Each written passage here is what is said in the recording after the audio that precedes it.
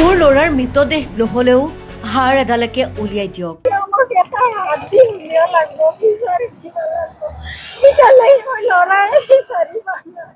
ইয়াতকৈ দুখৰ কথা আৰু কি হ'ব পাৰে?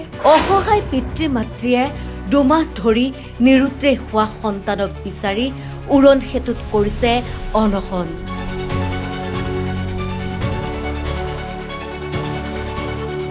বিগত 29 জুনৰ পৰা কোনো সন্ধান নাই ফটাশিল আমবাৰীৰ সুৰেন ৰাজবংশীৰ একমাত্ৰ পুত্ৰ সুৰজিত ৰাজবংশীৰ। RJ বৰুৱা মহাবিদ্যালয়ৰ স্নাতকৰ 4ৰ্থ ছেমিষ্টাৰৰ ছাত্ৰ আছিল সুৰজিত। ঘৰৰ আৰ্থিক অৱস্থা সুচল নহয় বাবেই ডেলিভাৰীৰ কাম কৰিছিল সুৰজিতে। কিন্তু 29 জুনৰ মাজনিশা এগৰাকী যুৱতী আৰু 2 যুৱকৰ সৈতে ঘৰৰ পৰা ওলাই গৈছিল সুৰজিত। তাৰ পাছৰে পৰা সন্ধান নাই সুৰেন ৰাজবংশীৰ একমাত্ৰ পুত্ৰ সুৰজিতৰ। ঘৰৰ ওচৰত উদ্ধাৰ হৈছিল পুত্ৰৰ বাইক আৰু হেলমেট। লগে লগে আৰক্ষীক অৱগত কৰি থানাত এজেহাৰ দাখিল কৰিছিল পিতৃ সুৰেন ৰাজবংশীয়ে। কিন্তু বিগত 2 মাহে আৰক্ষীৰ পৰা কোনো বিশেষ সঁহাৰি নোপোৱাৰ বাবে সোমবাৰে কুমাৰ ভাস্কৰ বৰ্মা উৰণ সেতুত অনশনত বহিল পিতৃ মাতৃ। নিজৰ একমাত্ৰ পুত্ৰক সন্ধানত ব্যাকুল হৈ উৰণ সেতুত বহি এনেদৰে অনশন কৰিলে দুৰ্ভগীয়া পিতৃ মাতৃয়ে। উল্লেখ্য যে পিতৃৰ অভিযোগ অনুসৰি দুভাগ নিশা এগৰাকী যুৱতী আৰু 2জন যুৱকৰ সৈতে ঘৰৰ পৰা ওলাই যোৱা 3জনীয়া গেঙে পুত্ৰক দলঙৰ পৰা নদীত পেলাই দিছিল। দলঙৰ CCTV দৃশ্য সংগ্ৰহ কৰি পুত্ৰক হত্যা কৰা বুলি নিশ্চিত হোৱাৰ দাবী পিতৃৰ। এই ব্ৰিজখনত ভিডিঅ' ফুটেজ মোৰ তাত আছে, CC কেমেৰা ফুটেজ মোৰ তাত আছে। ল'ৰাজন ইয়াত মৃত্যু হৈছে। কিন্তু আৰক্ষীৰ কোনো বিশেষ সঁহাৰি নোপোৱাৰ অভিযোগ তুলি পুত্ৰৰ মৃত্যুৰ বাবে দায়ী কোন বুলি প্ৰশ্ন কৰি পুত্ৰৰ ন্যায় নোপোৱাৰ পৰ্যন্ত কুমাৰ ভাস্কৰ বৰ্মাৰ সেতুত আমৰণ অনশনত বহিল পিতৃ মাতৃ। কিন্তু প্ৰতিবাদৰ কিছু সময় পিছতেই ভৰলু আৰক্ষীয়ে পিতৃ মাতৃক আটক কৰি লৈ যায় থানালৈ। News desk report, search the reality.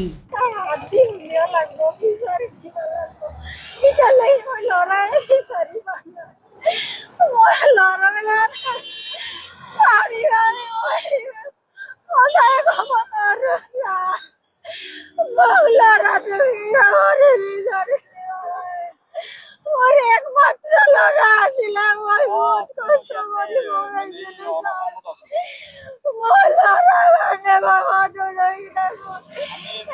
রাত্রি বলে মায় একটা বাজার তুলে মায় ঘরের ওচরতে আছো তারে বিজন লড়ার মোবাইল লেগে লড়ারে থানার গলো সারক গলো যে সার মোর লড়া কি কৰি আছিল ল'ৰাই?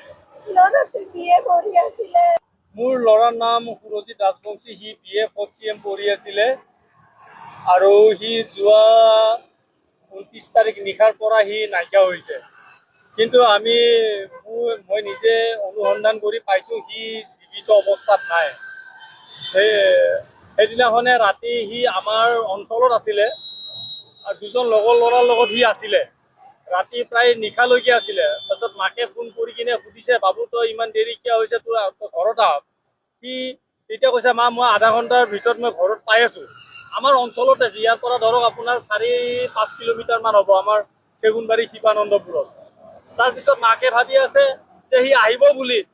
তাৰপিছত 1:37 মানত আকৌ মাকে ফোন কৰিলে, মা মই গৈ আছোঁ। তাৰপিছত নাই। তাৰপিছত চুইচ অফ। তাৰপিছত তেনেকৈ আমি ভাবিলোঁ যে আহিব চাগে। তাৰপিছত ৰাতিলৈকে নাহিলে। তাৰপিছত আমি ৰাতিপুৱা মানে বিচাৰ কৰোঁতে মানে তাৰ বাইক এক চাইডে পৰি থাকিলে, হেলমেট এক চাইডে পৰি আছে আমাৰ অঞ্চলটোৰ কাষতে। তাৰপিছত আমি বিচাৰ কৰোঁতে আমি পোৱা নাই একো। কিন্তু পিছত মই নিজে অনুসন্ধান কৰি, আমাৰ পৰিয়ালৰ মানুহ অনুসন্ধান কৰি আমি গম পাইছোঁ সি ৰাতি ইয়াতে আহি পাইছে, এই ব্ৰিজখনত, মানে এই আপোনাৰ কুমাৰ ভাস্কৰ বৰ্মাই সেতুখনত ৰাতি আপোনাৰ 1:55 আহি পাইছে। সি 21 মিনিটত তাৰ পৰা কেনেকে আহি গ'ল ইমান ৰাতি ইমান নিশা 21 মিনিটত 4-5 কিলোমিটাৰ নাই ৰাতি আমি ইয়াত গম পাইছো এই ব্ৰিজখনত ভিডিঅ' ফুটেজ মোৰ তাত আছে, CC কেমেৰা ফুটেজ মোৰ তাত আছে। ল'ৰাজন ইয়াত মৃত্যু হৈছে আৰু সেইদিনাখনে মৃত্যু হোৱাৰ পিছত আমি গোটেইখিনিয়ে মানে মই নিজাববীয়াকৈ অনুসন্ধান কৰি মই বিচাৰ কৰোঁতে গম পাইছো সি জীৱিত নাই। কিন্তু আজিলৈকে পুলিচ প্ৰশাসনে তাৰ মৃতদেহ উদ্ধাৰ কৰিব পৰা নাই। আমি হতাশ হৈ গৈছো প্ৰশাসনৰ পিছত দৌৰি। এতিয়া সেই ল'ৰাকেইজনৰ লগত তাৰ সেই ৰাতিখন কি হৈছিলে, কি ঘটনা ঘটিছিলে, কি মানসিক নিৰ্যাতন চলাইছিলে, কি শাৰীৰিক নিৰ্যাতন চলাইছিলে যে ইমান ৰাতিখন ইয়াত আহিব লগা হ'ল। আৰু সি 21 মিনিটত ইমান 4-5 কিলোমিটাৰ ৰাতি নিশাখন এই 2টা বজাত ইয়াতে কেনেকে আহি পালে, এইটো আমাৰ মানে ভাবিবলগীয়া কথা। এইটো আমাৰ এটা ৰহস্য যেন লাগি আছে ইয়াত। এজাহাৰ আমি ফটাহিল আমবাৰী থানাত প্ৰথমতে আমি নিৰুদ্দেশ বুলি দিছিলো। আমি তেতিয়া গম পোৱা নাছিলো তাৰ লগত কি হৈছিলে। তাৰপিছত 2জন ল'ৰাৰ নাম যেতিয়া আমি গম পালো পিছত যে 2জন ল'ৰাৰ লগত ৰাতি আছিলে, তাৰপিছত ছোৱালী এজনীৰ লগতো বোলে কিবা তৰ্ক বিতৰ্ক মাৰপিট হোৱাৰ কথা আমি গম পাইছিলো। তাৰপিছত মানে কিবা ধমকি দিয়া, তাক মাৰি পেলাম বুলি ভাবুকি দিয়া, তেনেকুৱা কথা আমি গম পাইছিলো। তাৰপিছত আমি এনেকুৱা অনুসন্ধান চলাই ছোৱালীজনীৰো ফটো আৰু কিবা কিবি ভিডিঅ' তেনেকে আমি সংগ্ৰহ কৰিলো। সংগ্ৰহ কৰাৰ পিছত ছোৱালীজনীৰ নাম আছিমি চাংমা আৰু ল'ৰা 2জন আছিলে, এটা মৃতদেৱ কোঁৱৰ আৰু এজন আছিলে সনাত কুমাৰ দাস। 2জন ল'ৰা, এই 3জনৰ নামৰ এগেইনষ্টত আমফতাহিল আমবাৰী থানাত এজাহাৰ দিয়া গৈছে। তাৰোপৰি এই ব্ৰিজখনত আহি অনুসন্ধান কৰিলো। সেইখিনি সময়ত ব্ৰিজৰ চিকিউৰিটি ডিউটিত আছিলে, SIS চিকিউৰিটি কোম্পানী ডিউটিত আছিলে। এই আপোনাৰ প্ৰথম পিলাৰটোৰ ওচৰতে আপোনাৰ চিকিউৰিটিৰ কাউণ্টাৰ আছিলে। সেই 2টা বজাৰ সময়ত ল'ৰাজন আহিছিলে। সি কেনেকে আহিলে চিকিউৰিটিজনে সোধাৰ কৰ্তব্য আছিলে যে এই ৰাতিখন সি অকলে আহিছে, তাৰ গতিবিধি দেখি চিকিউৰিটি কিহৰ কাৰণে ৰাখিছিল, তাক সোধ-পোছ কৰাৰ কাৰণে মানে ৰাখিছিল, ডিউটি দিয়াৰ কাৰণে ৰাখিছিলে। এই ব্ৰিজখনত তেখেতে নিজৰ কৰ্তব্য পালন কৰা নাছিলে। বিয়া, জন্মদিন বা আপোনাৰ যিকোনো বিশেষ অনুষ্ঠানৰ বাবে one stop solution Ambience Banquets. আপোনাৰ প্ৰতিটো অনুষ্ঠানৰ বাবে এটাই শ্ৰেষ্ঠ স্থান, Guwahati's finest and luxurious banquet hall. Ambience Banquets, perfect for every celebration. For booking, contact 7099013417 or visit 5th floor above Reliance Centro, RG Burwa Road, Guwahati.